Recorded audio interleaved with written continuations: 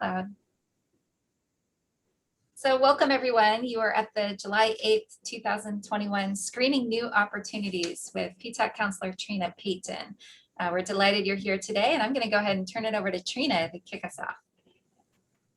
Okay, thank you, Tiffany.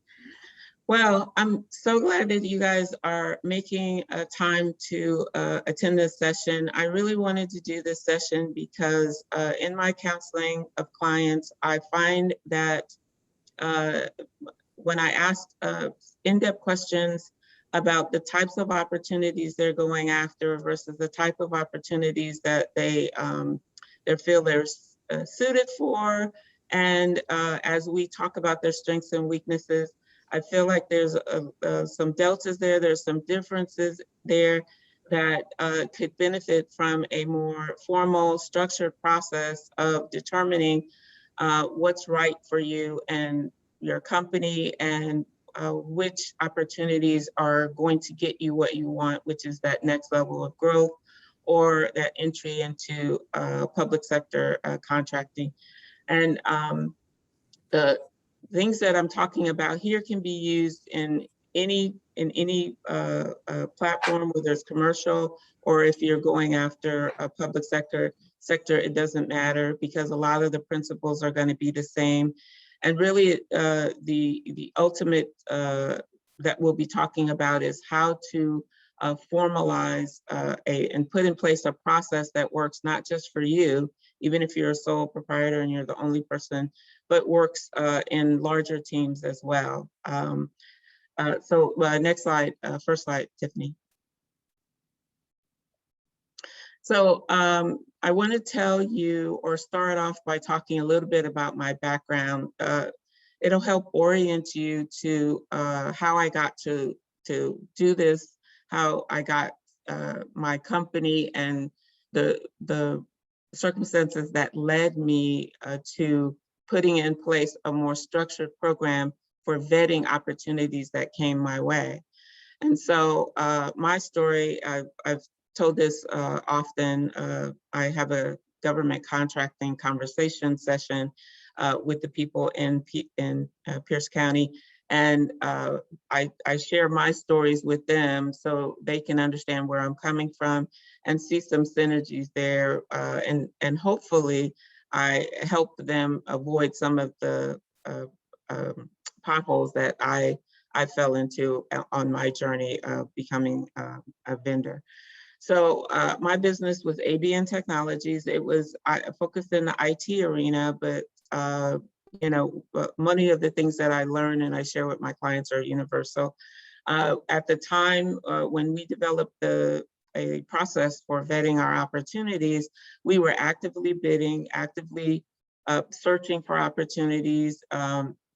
We had federal government contracting was our primary source of revenue. We were doing, our revenue was in the millions each year. So we were consistently bidding and winning, but we weren't able to predictably assess an opportunity and how we won. We went into it with, you know, very little strategy developed, and the results of that were inconsistent. The win rate that we had at the time was anywhere from like 10% one year to maybe 40% another year. And it wasn't necessarily dependent on the set-aside status and things that we had, right?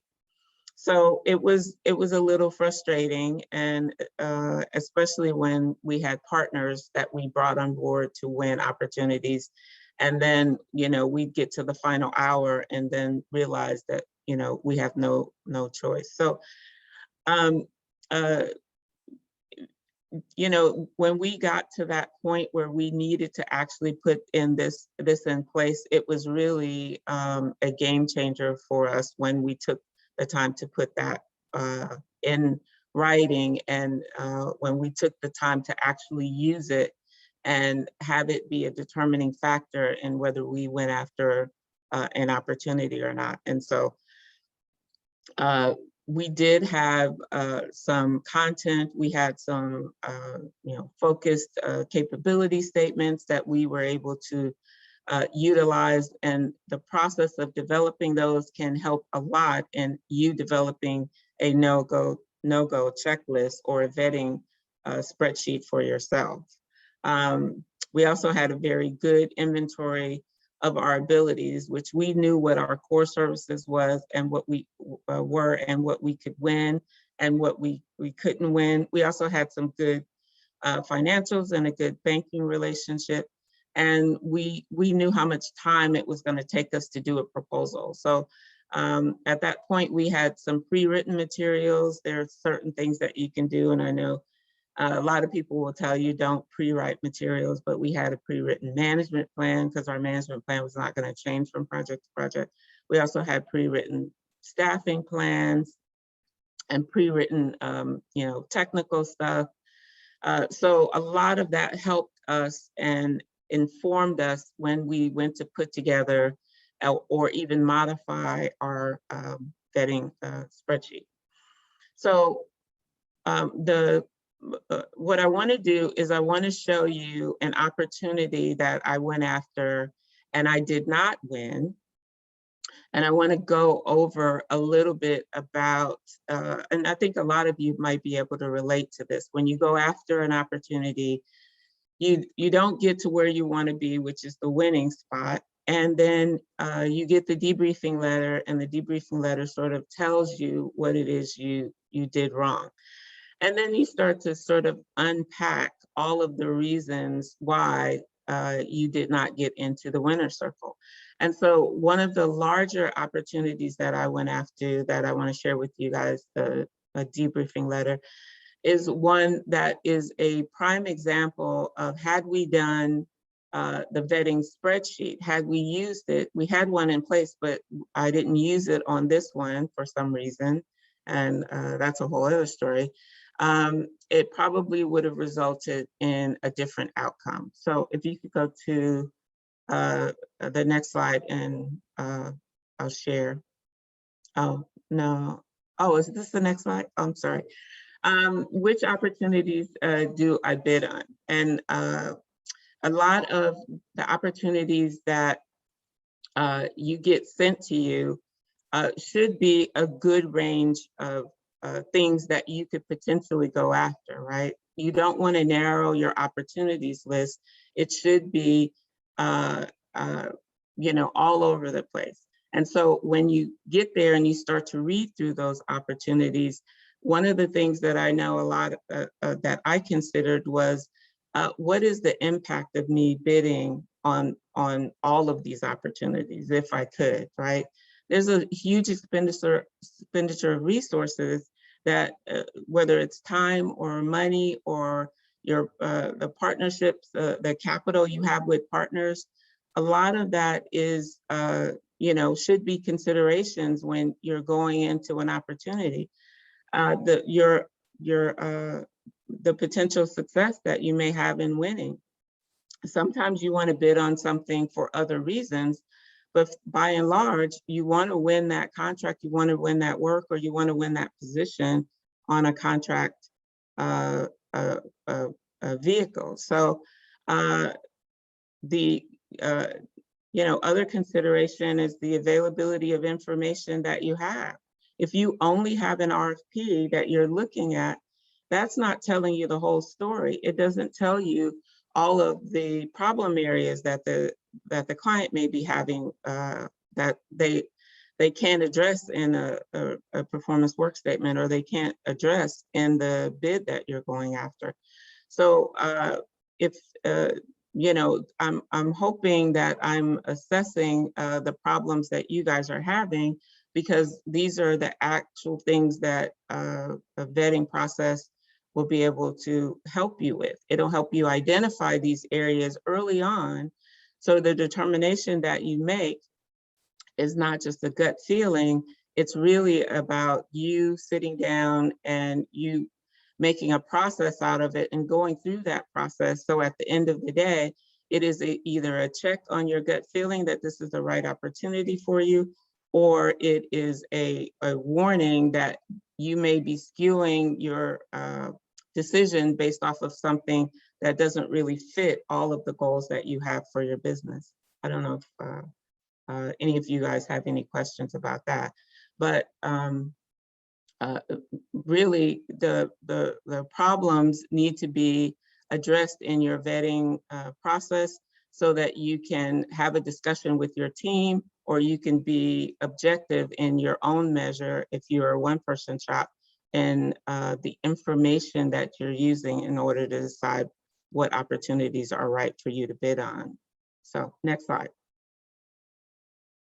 Okay, so I'm going to share my screen. And let's see. I'm going to show you the debriefing letter that I mentioned before. And is the debriefing letter showing? Yes. Okay. So this debriefing letter is for a contract called Global Business Support Services for the Navy. And this, you can use this RFP number and put it in SAM if you want to go and find out more information about this. But at the time, lowest price technically acceptable was a very popular way of deciding contracts. And this contract was $3 or $5 billion. They were going to choose 10 companies, and those 10 companies were basically going to do a facility support service, staffing for all of the Navy bases in CONUS and OCONUS, actually. So I looked at this and I'm like, you know what, this is a very straightforward effort. I think we can do it. I had a strong recruiting team. Even though we were an IT company, I didn't let that stop me from expansion. And so I went after this and I lost. And I lost, as you can see in my debriefing letter, and I'm hoping all of you are asking for debriefing letters, whether you win or lose, you should still ask for a debriefing letter. But this debriefing letter shows that my technical proposal, which was like 20 or 30 pages, was rated as acceptable. Those are the only two measurements or the evaluation factors for a technical proposal. And then there was a past performance proposal, and that was rated as acceptable. And I believe of the responses, it was like 3 or 4 volumes that we had to put together. And that was maybe about 10 or 20 pages they gave you for past performance. So I'm giving you this information because I wanted you to get a sense for how much work it was to put a 20-page management volume together, and how much work it is to put in a past performance. When you're an IT company and you're trying to win a facilities management, you have to be really creative in how you communicate your past performance to give them confidence to rate you, even if it's just acceptable rating and you're not going for excellent or some of those other things. So our price proposal, when evaluated, is where we lost. And this was in the price proposal. In addition to the hours that it took us to put this response together, I went out and I hired a consultant and paid him $5,000, which for some of you may be a lot of money or not a lot of money, but it's a pretty standard amount of fee for a price proposal. And the price proposal is where we lost. So at the bottom, you'll see my ranking here. So all of these companies are the companies that won the contract, right? So they won spots on this 10 slot. And here it is, they blank out all the names for all the other losers. But here I am, ABN Technologies. And I lost this one by, and this was Area 1, but I lost this one by $14 million. So this is important, well, basically, you know, a lot of money. But the lesson here is when you lose by this amount, you don't have a strategy. You did not go in there with a winning strategy. And what we were doing at the time was, at the time we would create a vetting process for an individual opportunity, we also had a strategy development for how we were going to win that opportunity. And that vetting process helped us start the conversation about strategy. Now, I did not use the vetting spreadsheet on this one, which is why I wanted to show. Had I used that, I would have had that follow-on conversation for not after, yeah, let's go after this, but how are we going to win it?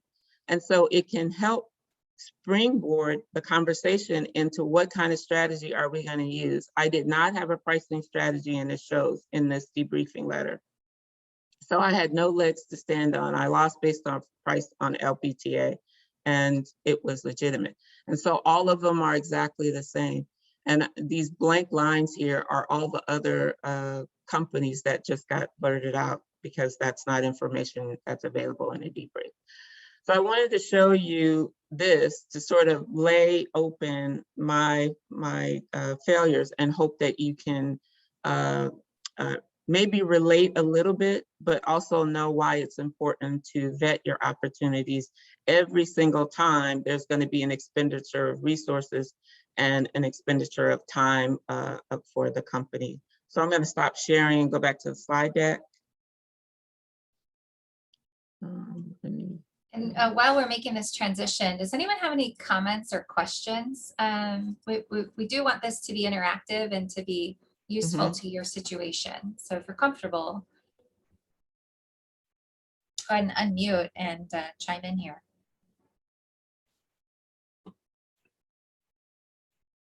Okay.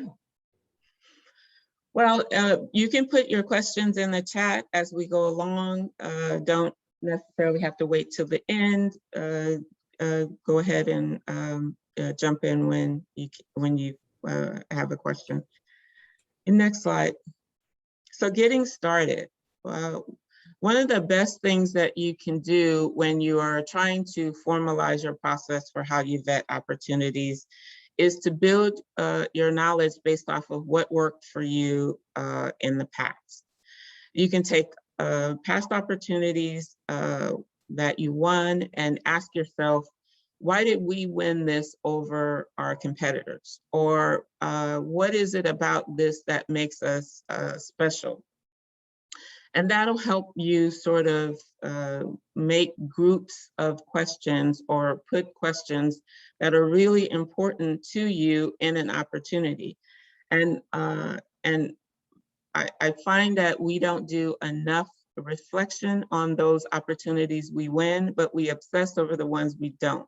So if any of you are like that, that was very much how I got started, and how was a starting point, I should say, in us making this a more formal process. If you are actively bidding and searching for opportunities, you'll start to see threads on those opportunities that are basically reactions, gut reactions that you're having to something that makes one opportunity look better over another. Look for those threads and then ask yourself, how can I turn this into a question in my spreadsheet that we can use as a screening criteria, as one of the elements, right? Using search agents to send you opportunities, there's going to give you a catch-all a good deal of time, but that catch-all can sometimes also lead you to new areas of outreach, not outreach, but new areas of business that you may have been considering, and all of a sudden you start seeing more and more of those things start to morph into something that you can do as your company matures, right? This is really important. Inventory your company's strengths and weaknesses, because you want to play to your strengths, obviously, but you also want to address your weaknesses. When I went after the debriefing, the global business supply opportunity, there was no way we could finance a $100 million contract. I was doing a couple $1 million, but I wasn't under any illusions that a bank was going to give me the payroll that it would take to maximize my position had I won. But I knew that if you build it, they will come. I knew if I got a $100 million contract vehicle, that I would be able to partner with larger staffing companies that could become subcontractors. And so adding in that additional overhead was probably where I got my biggest delta, is because I couldn't finance it on my own. I knew I was going to need partners. And so I added that in, the partner overhead that it would take for me to win that. So that came out of me understanding and knowing our strengths and weaknesses. Now, in the execution of it, did we go wrong? We absolutely did go wrong. But, you know, again, that's for another story. Also, find out where your recruiting efforts are, right? Most people, in order to grow their company, need a strong recruiting effort. And so if your recruiting effort is going to be a significant aspect in whether you go after something, then you definitely want to make sure that any of those types of things that not just require you to bring on people, but maybe require you to partner with another company, do the skills and expertise. You want to make sure that those questions are represented in your spreadsheet. And I find that the reason why I wanted to leave this bullet, put this bullet here, is because I want to give people a sense for all of the different aspects of performing and bidding and winning a contract are represented in the vetting spreadsheet, just like having your financials and your banking relationship. Where are they at the time that you're actually putting your spreadsheet? Now, will you have to modify the spreadsheet for a different opportunity? Because it's absolutely, and you should feel free to do that, because as things change, as your company grows and matures, so should your vetting spreadsheet, right? Your ability to prioritize your proposal time. If you are a single person shop and you don't have a proposal consultant to work with, that's absolutely one of the aspects that you should be putting on your vetting spreadsheet, about whether, if you have a ton of proposal time and you love writing proposals and doing those kinds of things, then it should be represented on the vetting spreadsheet. And at any given time that you're using the spreadsheet to vet an opportunity, you should have a range of options there to help you qualify that part. And then the client profile is, how much do you know that client, right?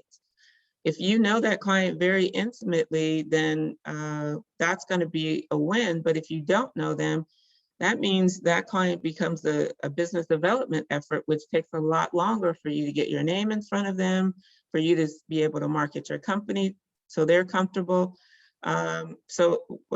Another good aspect of what works is going to help you with your scale, right? The scale that you're going to create in your vetting spreadsheet. So meet with your team after you get started and get feedback from them. You know, you probably all have advisors that you use, or market insiders that you have candid conversations with. Definitely involve your employees that they're going to have a role in the process. And a lot of you are, if you're just the marketing person, not just, but if you're the marketing person and you have business owners, you want their input in a serious vein, because again, you want the instincts of those people to sort of turn into something that you can make as an element in the process of vetting new opportunities. Next slide.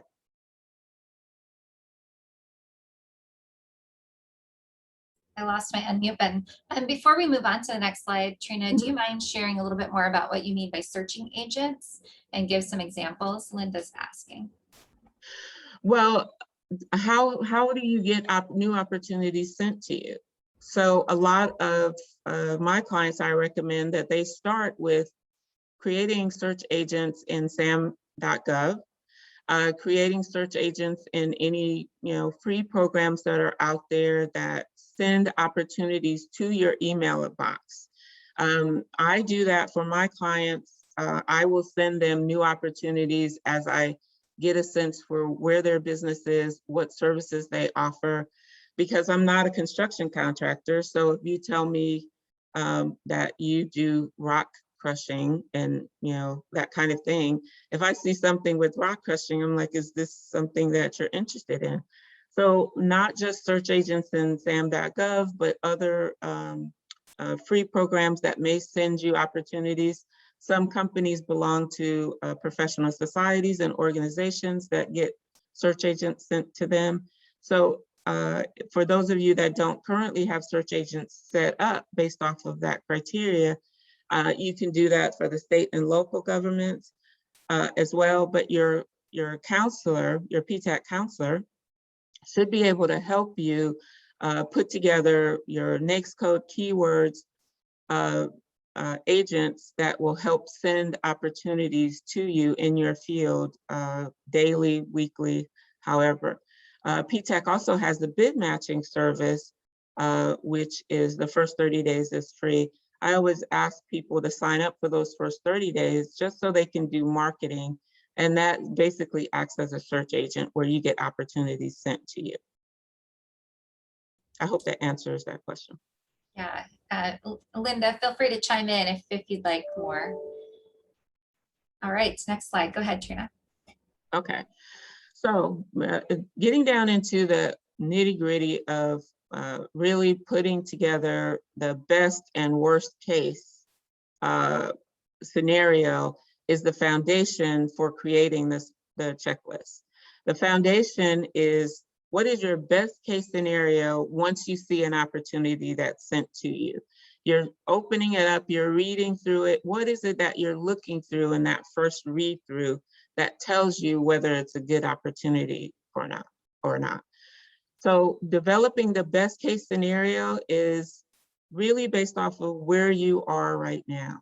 Now, when we started using my Debrief example, we were doing, like I said, a couple $1 million a year. In the IT space, a couple $1 million is not really that much, but it's not really how much you make, it's how much you keep, right? So the products and the projects that we were working on were very, expensive type things. And the government only really, it buys a lot in small business under simplified acquisition, but a lot of the opportunities are going to be in the, in the $500,000 $1 million range. And so our best case scenario at that point was something that was going to take us to the next level, because I felt like we were prepped for that growth.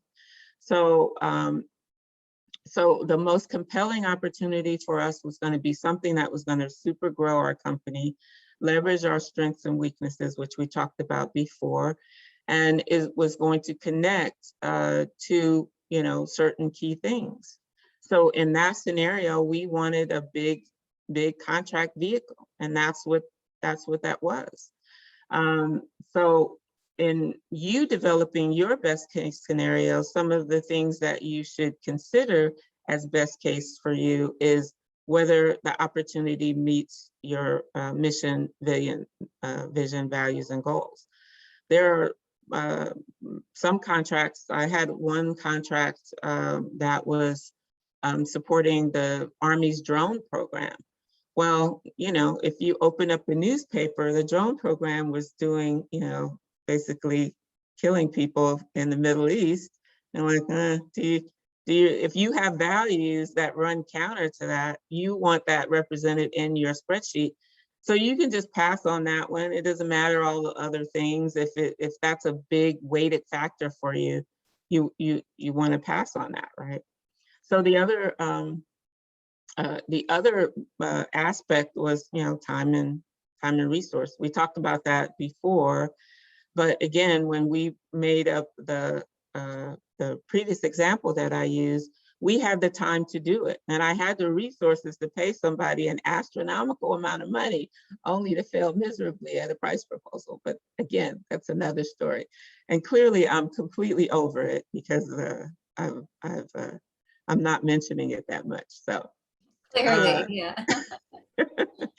So writing capabilities. I've always thought that my writing capabilities were fair, not stellar. I wasn't going to win any Pulitzers, but I felt like I had a fair grasp on the writing capabilities. And we also had, like I said, a lot of pre-written volumes that were successful, that were rated acceptable and rated and highly rated in previous opportunities that we could use, whereas the writing exercise would be minimal. So our ability to finance, that was actually a weakness in the previous example, because we did not have $100 million, nor could we finance that. But I wasn't going to let that stop me at that point when I had other options I can employ if we were to win. Market position is always a good one. If it's a client that you already have a relationship with, that's always a good element in which to structure your best case scenario. And then opportunity timing. If it's in the fourth quarter, you may want to look at it more seriously, because you're going to get a quick decision probably in the fourth quarter, especially if they're using end of year funds, versus the opportunity that I showed you guys, the debriefing letter. I got that debriefing letter in 2016, but if you were to go and look at the RFP, they actually put the RFP out in 2014. So it took them 2 years to award that. So if I had any relationships at that time, 2 years could have completely upended that. I didn't know that at the time, but if 2 years is too long a cycle, then you may want to weigh that as a part of your best case scenario. And worst case scenario, does it detract from what you're doing? I would get calls as an 8A. I was 8A certified business. I would get calls for everything from snow removal to some other just wild things that were not a part of my core services. And so sometimes you may use that as a way to get into a new line of business. But if it detracts from your services, most people and most small businesses don't have time to deal with whatever it is and don't understand that business. So that could be a part of your worst case scenario. If it's a low dollar value and it's really not something you're interested in, or if you have no customer knowledge, those can all be really key worst case scenarios in which you're going to weight those a little bit less than any of your best case scenario opportunities. So next slide. Hey, Trena, did you say it took 2 years from the time you bid or from the time the solicitation come out before they had a awardee? Yes. Wow, great. Yes, they did give us a couple of opportunities to BAFO. So best and final offer on the pricing, which makes it even worse to know that I lost based on pricing because I had opportunity to change it. So, okay. So at this point, I'm going to show you guys the sample vetting spreadsheet. Yes, feel free to laugh at my pain, anybody's. Yeah. Severe thinks it's hilarious. Yes, he does. So I'm going to share the share my next. This is the vetting spreadsheet template that I used. And so can you see the vetting worksheet version 1? Yes. Okay. I hope everybody can read it. If you can't read it, please let me know. I can increase the size here a little bit. So these are the questions that we had at the time that we were bidding. And again, we modified this spreadsheet based off of the opportunity if we needed to. It didn't need to be modified each time, but this was just a template that we used. And so what we did was break down our questions into groups. Some of them we classified as strategy questions, right? Some of them we classified as research questions, because these are the significant elements that go into, for our perspective, that went into what we needed to consider before we decided to go after an opportunity. These were questions about competition, and then the response effort. What did it take for us to actually put together a legitimate response? Because again, writing a 20-page management plan, if you've ever done it before, is not a fun exercise because it requires you to dive deep into how you actually do your work and how you manage your business, and then how do you communicate that to a client in a convincing way. And so the response effort sort of helped us with that. And then the contract, there were certain contracts that were going to be more advantageous to us than others. And then we added these cost benefits as a way of capturing more information or having us discuss more about the cost factors. And then at the end, we had a rating system that we used that got modified as well. If any of these questions fell off because it was really not relevant, then we adjusted our rating scale to reflect that. I don't know if that made sense, but all of the points that we assigned to each one of the opportunities was weighted on a scale of 1 to 5. And so in the strategy session, and I'll just go through a few of these questions so you'll get a sense for how we developed the question and then how we assigned the point value to the answers for each opportunity. So one of the first questions, and I think the most important question, and probably the one that's probably the more universal, is does this opportunity, the one that we're vetting, does it meet our strategic objectives? At the time, we were looking for new business, a new way. So IT can be very crowded. I don't know if any of you are in IT here, but it can be very crowded. Everybody's a Me Too business. We're all doing the same thing. And so breaking out of that Me Too business and doing the same thing was hard because that's where the money was, but we were looking for a new line of business. And if it gave us that new line of business, it got awarded the most points. Can you guys see my cursor? Okay, all right. It gave us the most points, right? So we assigned that as a 5. And then that's the best case scenario for us at that time. And the worst case scenario at the time was something that detracted from us getting the new line of business.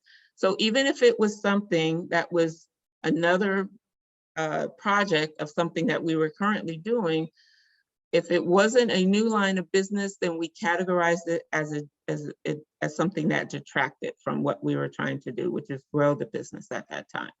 And then everything in between is a scale of, if it's just more of kind of what we were doing and it was kind of in line, but not really a new business, then we would give that opportunity a 3 in this one question. Now, I want to back up and I want to say, everybody is not going to need this many questions. We just, as we matured, the questions got more and more, we just started adding more questions, really. We probably should have kept it small, but we did not.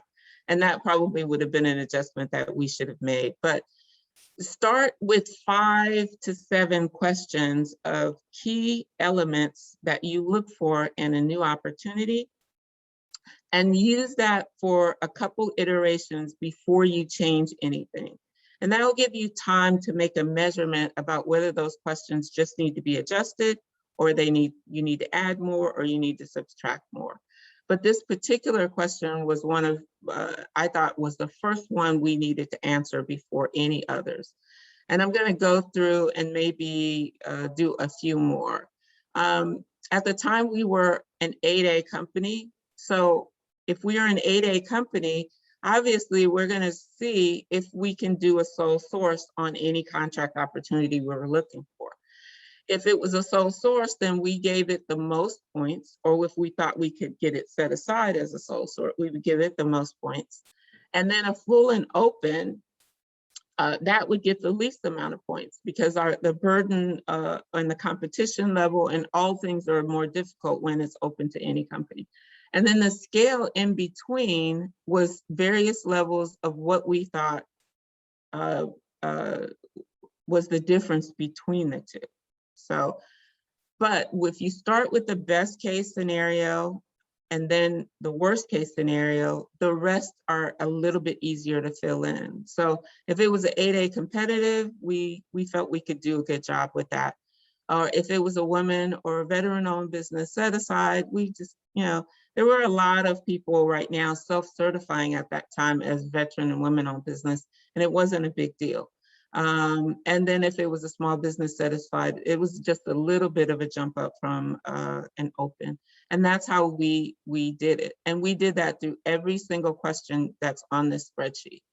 So if we go down, I'm going to skip down a bit and go to marketing research section, right? So did we have any advance information before the opportunity came out? This is an important question because a lot of people wait until the opportunity comes out before they get any information on the opportunity. And we felt that that was not the best case scenario. If the RFP had been released, and we had no advance information, we felt that that was the worst case scenario for us. The best case scenario was responding to sources sought because we had had a lot of success responding to sources sought notices and getting those sources sought notices turned into sole source awards as an 8A. And then again, follow through that formula, you have the range and the scale here, right?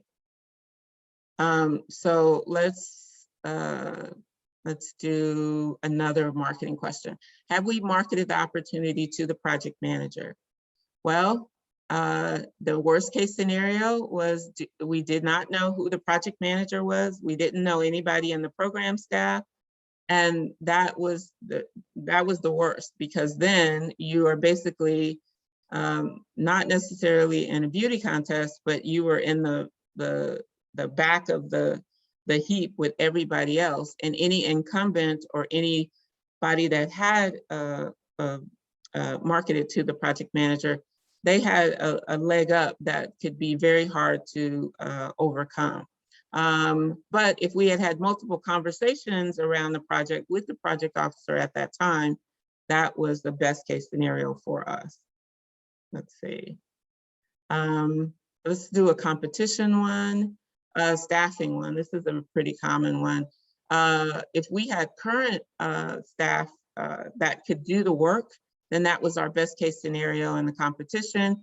But if we had the source for every single position, it was a new requirement, had to report for a source for every position, that was going to be hard, because even though a lot of the opportunities don't require you to get prior approval before you put somebody on a contract, that was one of the things that we had adopted and found successful when we got buy-in from our clients on filling a position and not just filling it and hope that it all worked out. We sent them the resume, and if they found real fault with that resume and we couldn't talk them into considering that candidate, we did not place them out there. And for a lot of the projects that we bid on, you could do that and you would be well within your rights. But if that person didn't work out, then you were back to square one. So staffing was a really important question for us, and this is the scale that we used. So when we talked about contract actions, having a facility clearance in IT is really crucial and important. There are businesses that don't, but if you didn't have one, you were really shut out of anything that was in the $500,000 to $1 million services contract. So we had one, and if we had one, we saw that as an advantage. And if there was no requirement there to have a facility clearance, then we were going to be in a pool with a lot of startups and other companies that could probably get it cheaper or do it cheaper, and we didn't want that, so that was not. And then at the end here, and this was just extra add-on stuff. What is the contract type, whether it was a vehicle or was the actual contract for work. These were add-ons that we used or didn't use, but they weren't mandatory, so they didn't get a score. The maximum points at this point was 115 points, And so this was our rating scale. So in the spreadsheet, if you put a points value in here, it would add it up here, and then we would see if it was less than 69, that means it had too many weak points, and we probably weren't gonna give it any more time than we already gave it. If it was between 69 and 90, what we would do is make notes on the weak points here or the strategy here, which you'll see in the next slide. And then if we went through those strategy notes and we felt that we could mitigate the weaknesses, then we would go and recalculate that score. And anything was 91 and above was a go. And we ended up taking it to the next level, not necessarily bidding on it in the end, but it would go to the next level of effort. Does that make sense at all? Okay. Yeah, I think it does, Trina. One of the things that I think it does is it takes the emotion out of it. And, you know, I know businesses that go off their gut, which is really an emotional reaction, like, oh, I gotta have that. And then the competitive juices get flowing and the strategy goes out the window and that kind of thing. When you bid the one that you lost and you didn't use the spreadsheet, why do you think you didn't use the spreadsheet? Was it just were you going off of that competitive juice feel, or what was it? Do you know? Yes, it was really instinct. I felt that we had used the spreadsheet so often that I didn't really need it. At that time, I was using more contract support in my proposal efforts than I was internal. And so it was, well, you know, I know how to do this. I know what an opportunity looks like. I don't need this process, but apparently I did. I got everything wrong, but the money part.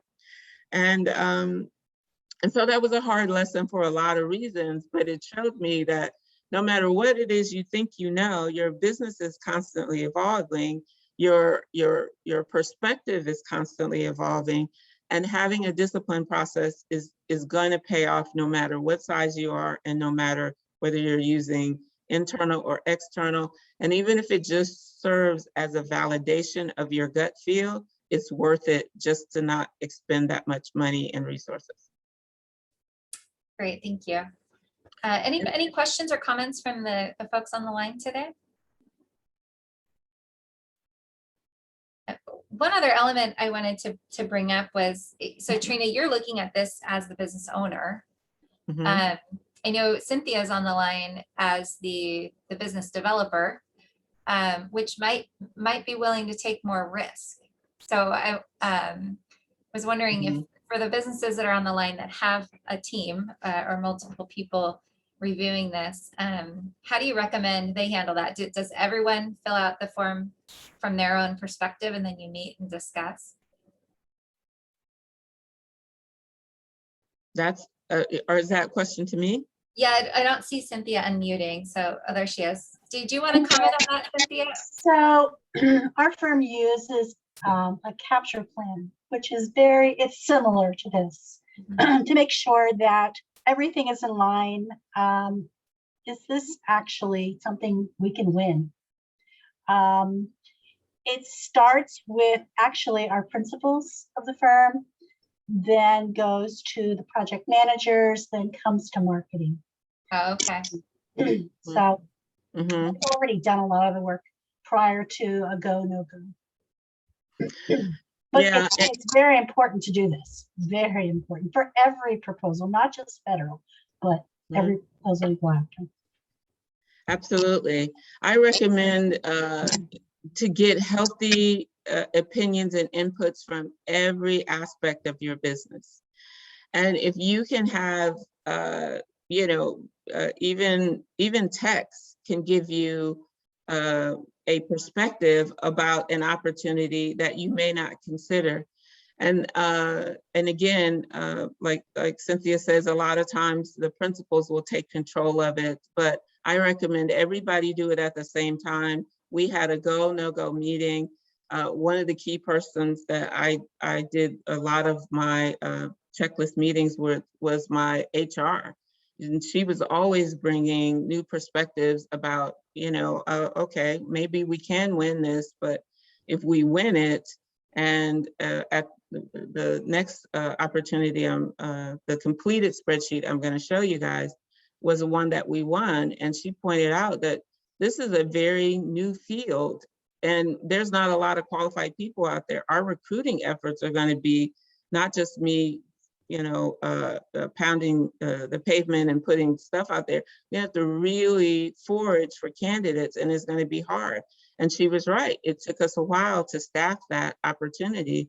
And I had to incentivize them because everybody was looking for people with those qualifications.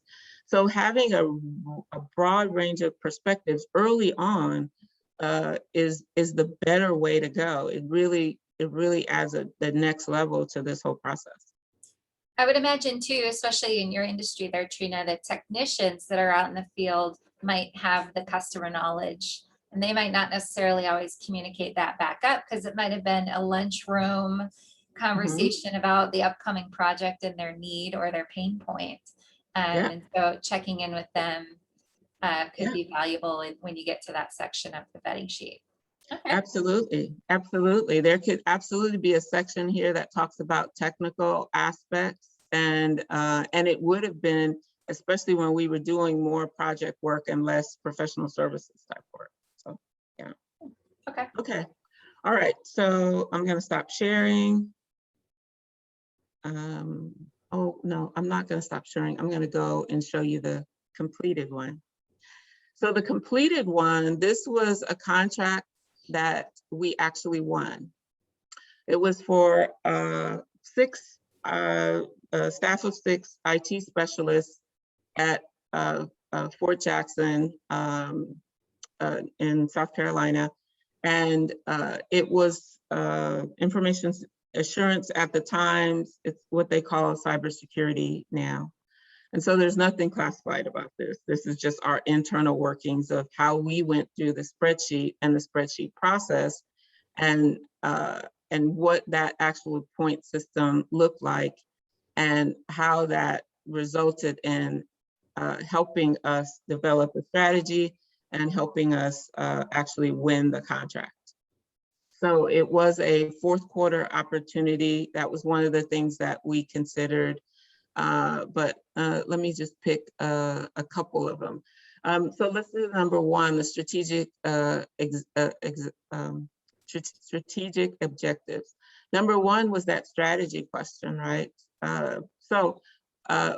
Enhance and improve, it did do that because we were not in the cybersecurity arena, and we knew that cybersecurity was going to be a big deal coming up. We didn't know when. And this was in, this says revised 2021, but that's because I converted it to a PDF for this session. But this was in 2012. And if you look up this solicitation number, you can see all of the solicitation stuff. So we were not in cybersecurity, and that's really should have been a 5 here. But at that time, because we weren't in, I don't know why we awarded that only 2 points, but sometimes when you're in the meeting and you're talking about things, you sort of make some concession. So I don't know how this got to be, but it should have been a 5. But, it was a 2.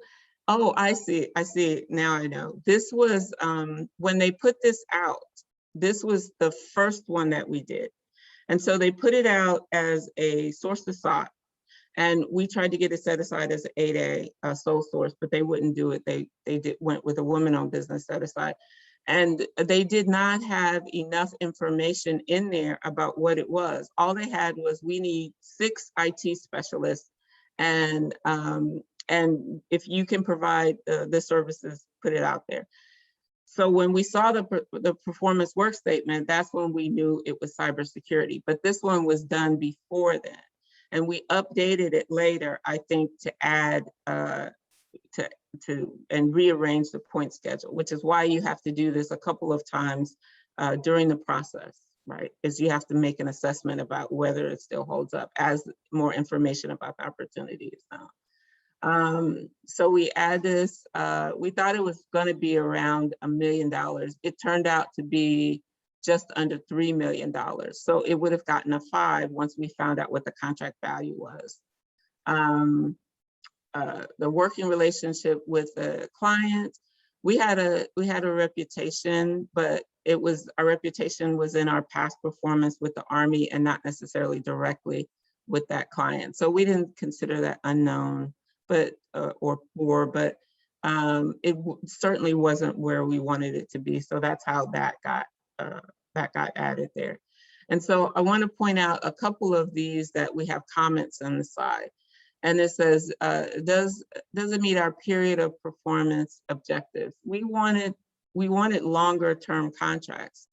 And so we put it as 5 because we assumed that's what it was going to be. But I don't think at this time, when we first got the source of thought notice published, that we knew what it was. So we put assuming a 5-year option there. And again, we use the comments column here to help us. We use the comments column to help us make notes that we would consider in our strategy development. So, if we go down here and you look at some of the other ones here, and again, I invite people to use this comments column as a way of generating discussion, and that discussion will help you key in on some themes and what type of strategy you're gonna need. So the evaluation process at that time, they didn't say it was going to be LPTA, so it came out later that the evaluation was going to be LPTA, and at this time we knew how to win a LPTA contract. You know, how was it structured? Was it a good RFP? We didn't have any information on that, so that got 2. So let's choose one that's a 5 here. We felt like whatever contract terms and conditions, that those were going to be favorable because we had done these contracts before. Ultimately, the first run at this was going to be, ended up scoring 84 points. So the scale at this time, 84 was a go. And again, this was done as a team effort. We sat down and we went through this as a team effort. It wasn't just me sitting down and doing that. So all of this represents an input and compromises during a discussion. So I know, and so this is, I hope this was helpful in showing an actual one with actual content in it. So what I'll do is I'll stop sharing now, if no one has any questions about this. If you have questions, feel free to unmute and chime in there. Okay. I'll go ahead and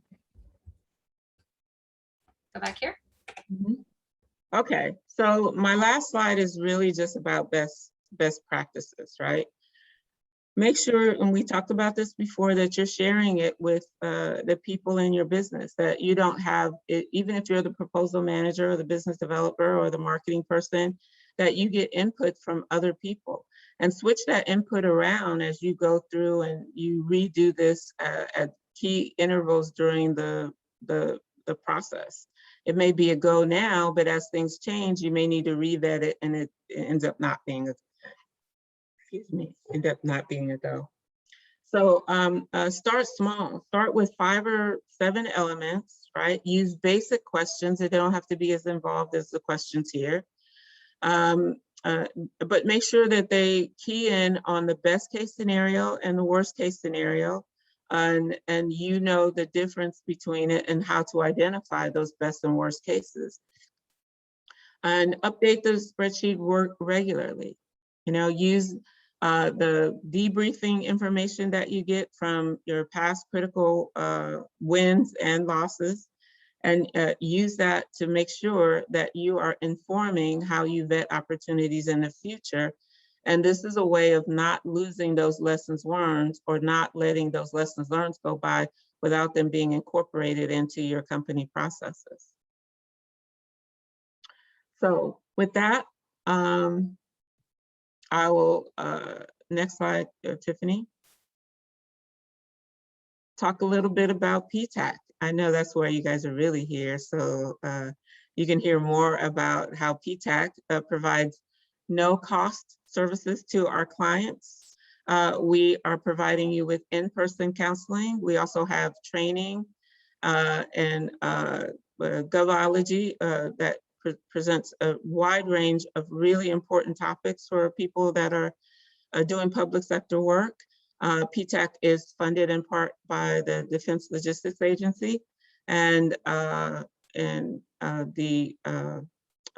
services that we provide are you know, can be a game changer and a real support feature for you as you go through your journey in becoming and growing your business in public contracting.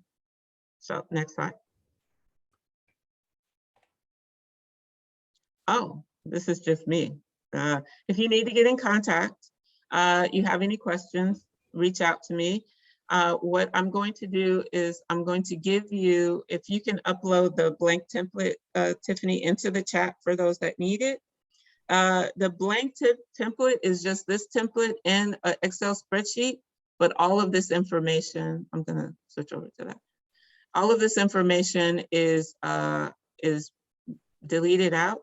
And I did that because it's important that you guys structure your questions that fit your business and where you're at.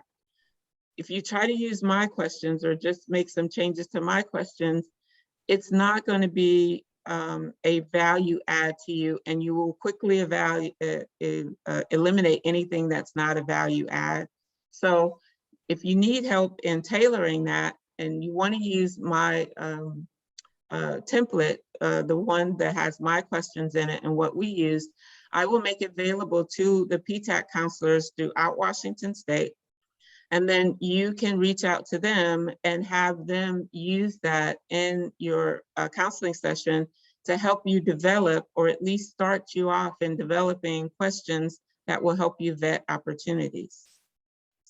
And so you'll get the blank spreadsheet here in the chat, and it'll be a part of the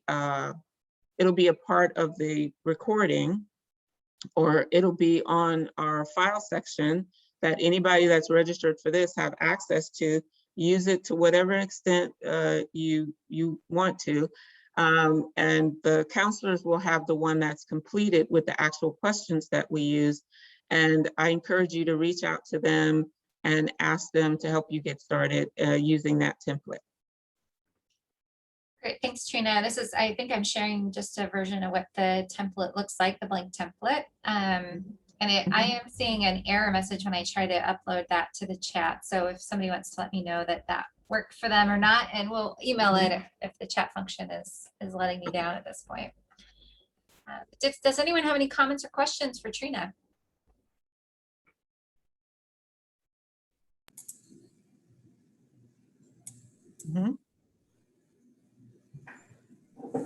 I would just like to say thank you for sharing. I thought that was a really awesome way to assess how you would approach the value that your business brings to your client, and whether or not that client is the right client for you. So thank you. Okay. All right. Yeah. So you have my email address, and the presentation and the template will be a part of the recording. Tiffany does the recording stuff, so I have no idea how long it's going to take her to do that. But if you have any questions, please reach out and ask me. I'll just be over here crying as I remember my loss. A lot of bad memories there, Trina. All right, well, thanks everyone for attending today. We appreciate your participation in this, and we look forward to seeing you at future events. Kelly, did you have something to add? No, just thank you both for being here today for us. Great. All right, everybody, take care. Thank you. All right. Bye-bye.